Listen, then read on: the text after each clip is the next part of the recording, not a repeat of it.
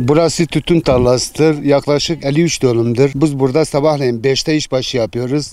Saat 1 gibi paydoz ediyoruz. Yevmiyemiz 800 TL'dir.